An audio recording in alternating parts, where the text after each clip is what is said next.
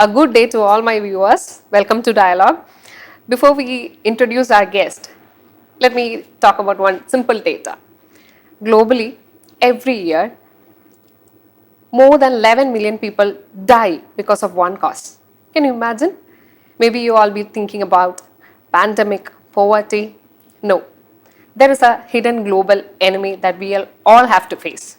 That's it, illicit drugs. And now we have United Nations Officer Drug and Crimes Programming Officer Mr. Billy to talk us about the international policies on drug usage and how to prevent it. Sir, it's my pleasure to welcome to our channel, welcome to our show. Thank you so much for having me on your show, and thanks so much for having me here as well. So let's start from the data. It was said that in 2020, 280 million people have died due to drug usage. That was the data by UNODC. So what is the situation right now? Thank you so much once again for this very, very important question. Indeed, the war drug issue is a big problem for governments, for societies, and now, indeed, this has become a prevalent issue among young people, and there are many reasons for that. We can discuss this a little bit later. The UN Office on Drugs and Crime, UNODC, is, of course, the guardian of the conventions on drugs and supports member states in implementing drug policies at the national level. As I mentioned, is UNODC, so it's a member states-based organizations. We have been supporting member states in many different ways. In India is one of those countries, obviously. The world drug problem is a challenging one, not easy for any state, and not even possible for any state to address alone. I think there needs to be a comprehensive approach that brings many different stakeholders of the society together, because there are many actually stakeholders within the society that they can support governments. Some people find this hard to believe, but we know this to be true in India. There are many civil society organizations that are doing incredible work in supporting governments to address the world drug problem. But indeed, it does remain a prevalence. It remains a big issue that we all have to address and to tackle. We're making progress, but there's still a lot of work to be done. What do you think as the root cause for young people to get attracted more into these activities, like maybe the social background of the country or maybe their own social background? So what may be the factors which attract them? I think it's probably not as easy to say that we're losing the battle against drugs. It's probably because the issue of drugs and even the understanding and reporting of drugs is very complex in itself. There are many aspects that might suggest that the war drug problem is becoming more prevalent, whereby perhaps it could be that there's lack of data to better understand what is happening in terms of addressing the war drug problem worldwide, for instance. So yes, it's true that there are many things that are being done, and I think Venda is a good. I'm sure you're aware of this. Is one of those good solutions in India, and there are many such projects around the world. But I think one of the challenges that we face that maybe makes it more difficult to address the war drug problems rather, is that the issues that lead to people getting into drug use are not reducing. They're not, and we know many of those issues. It could be lack of opportunities within the communities. It could be unemployment within young people. It could be poverty within the communities. These problems are very interconnected with the usage of drugs, especially among young people. So until we address that, we are not going to be able to win the challenges that we face with the war drug problem. I think we have to do all of this at the same time in order to make progress that can be visible within communities. So when we talk about India, we have so many rules, regulations. So what is your suggestion on the enforcement level? Like we have so many rules and regulations, we have multiple cases, multiple agencies like narcotics and many other agencies to probe.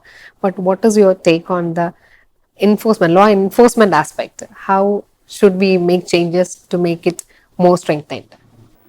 So I think one of the main challenges around the world, not just for India, and actually I cannot speak for India, but one of the issues around this issue is that the prosecution of the organized criminal activities is not sufficient.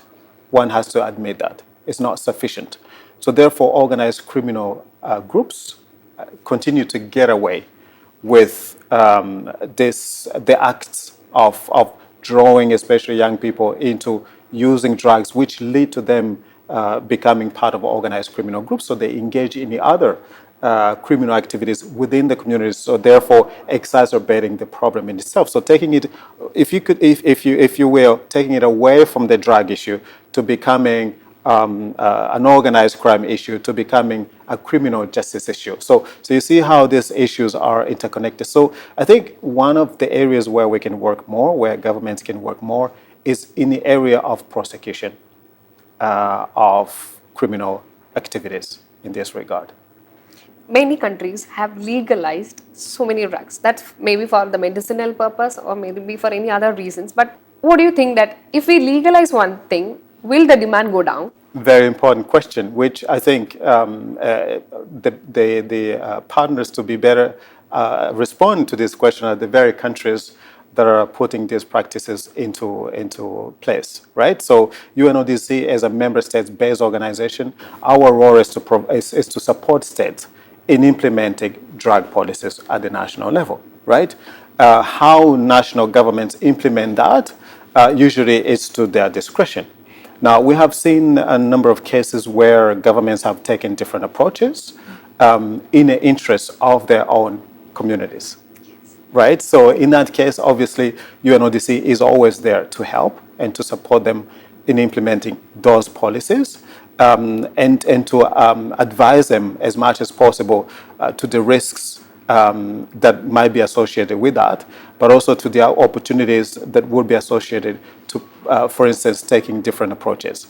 So that's what we're doing, and we are seeing different approaches within member states, but we're seeing very productive discussions as well within the Commission of Narcotic Drugs, where member states openly also discuss these issues, the challenges that they face by taking one approach or the other approach, which I think is very healthy, a healthy discussion to have, because that also informs the other member states that might be thinking of taking a similar approach to better understand whether to do that or not. How should we treat children in these social issues? Like, how can we make them aware from their very small age? So what would be your suggestion on how strategically we must move on to next generation in these social issues? Very, very important question, once again, pertaining to the very conference that we're attending today, that today's young people should be called screenagers, not teenagers, but screenagers, because of the amount of information, the time that they spend in front of the screens on their phones. I think there's a lot that can be done there, as an educational means to educate these young people, also through the social media, so a positive use of social media, because they spend a lot of time there. I think you, as a network, as my previous speaker also mentioned, I think you're doing good service by taking on these initiatives and informing people about this. It's not easy to get, reliable sourced information also to young people. So I hope that young people are following you on Instagram. I hope you are on Instagram, because they are there. So I think we can do more in educating these young people, not just at school. Schools have to do that, but I think there needs to be a lot of education outside school. And again, Venda is a good example of how that is happening. So we can do more of that. But I think it takes me back to the same point that I made before, which is there are social and economic structural issues within the communities that need to be addressed in order to make a difference, in order to be successful in addressing the war drug problem, also in the context of young people. So provide more job opportunities to young people, right? Yes. Give them something to do. Let them go to school, obviously, right? Address gender inequality so that girls can also go to school whenever that they want to go to school. It doesn't matter, whether their social status at home and so on, cultural dimensions and so on. And address poverty within the communities. A lot of this is for the government to do, but there's a lot also that communities can do itself. Every international platforms, climatic change is being discussed as a hot topic. It's because it's a need of the hour. So, do you think that it is high time we consider, we means India or maybe any other countries, treat this drug issue as the major concern? I think this is a thing that should have started being discussed like many years ago. To be quite honest, we are quite late in discussing that. I think again the discussion is taking place at a very slow pace, and to be honest, not enough. So I think the environmental movement, especially young environmental movement, is a good example of how successful one can be when you create a network and a community and a movement around a topic. And I think it's high time that a similar approach is taken also on the issue of drugs, especially within young people. We would need a public-private partnership approach to addressing the war drug problem, to be quite honest. The government has to play its role. Civil society organizations have to play their role. The private sector have to play their role. And therefore, young people have to play their role as well. And therefore, also comes the role of the family, right? The family as an institution within the community also will continue to play an important role within the communities. And we're happy to have also family skills program within UNODC that also strengthened the resilience.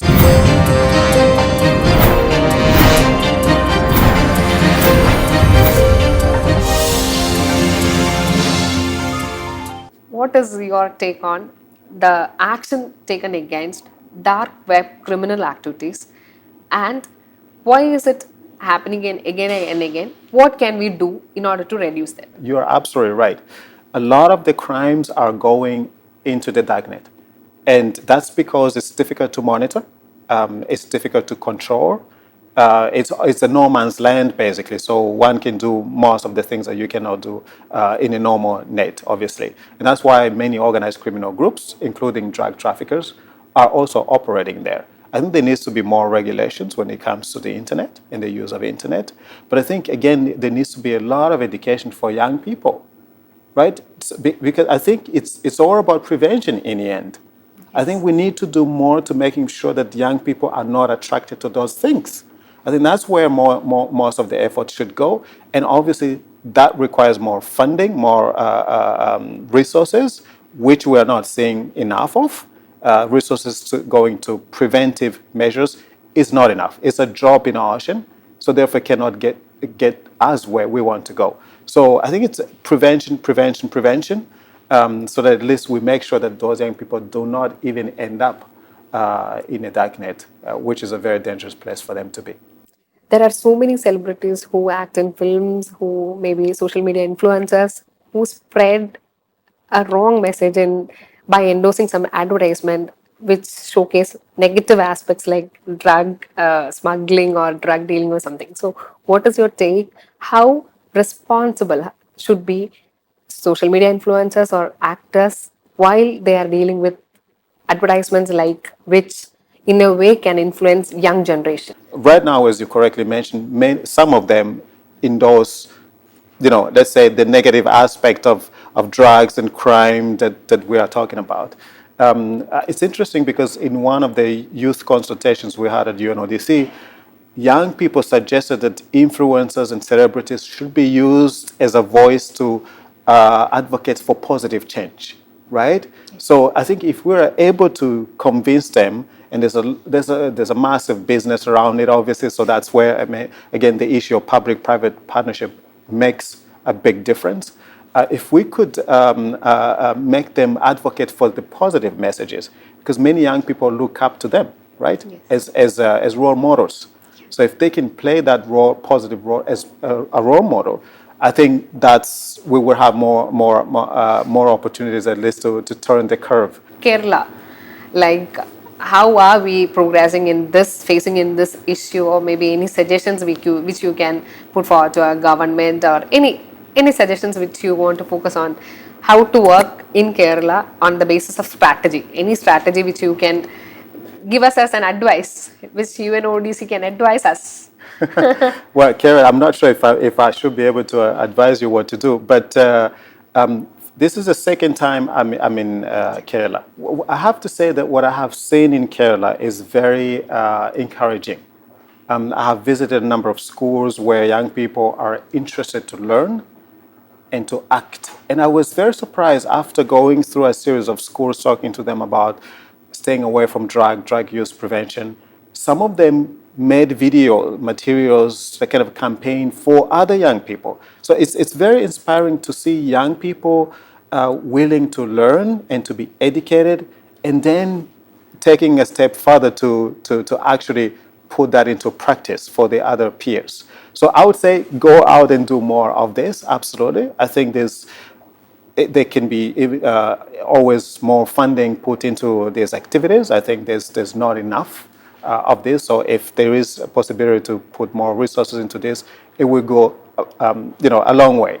But honestly, I think I'm very positive about what I've seen in Kerala. It could actually be a good model for other parts of India as well, even for some parts of the world.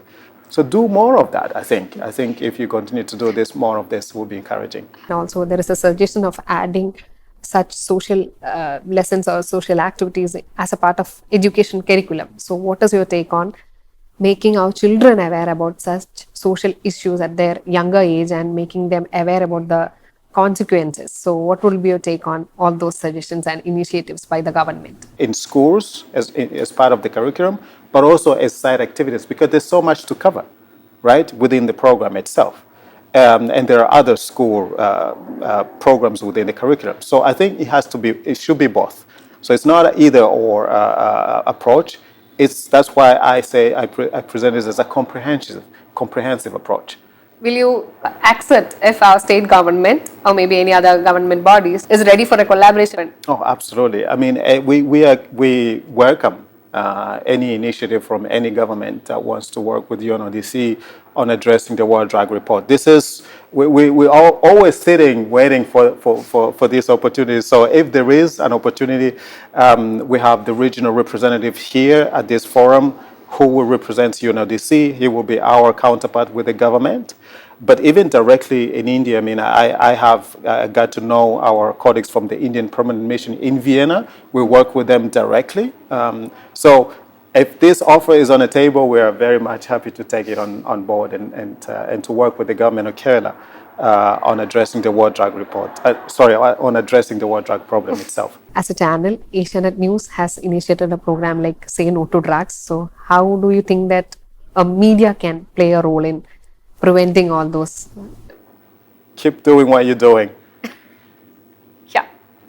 So as he said, it is a collective operation that has to go on to face this issue rather than placing it as individual pocket. So it was lovely talking to you, sir. Thank you so much. Thank you so much. Thank you. Thank you so much. Thank you. It was a pleasure. Thank Yeah. you. Excellent.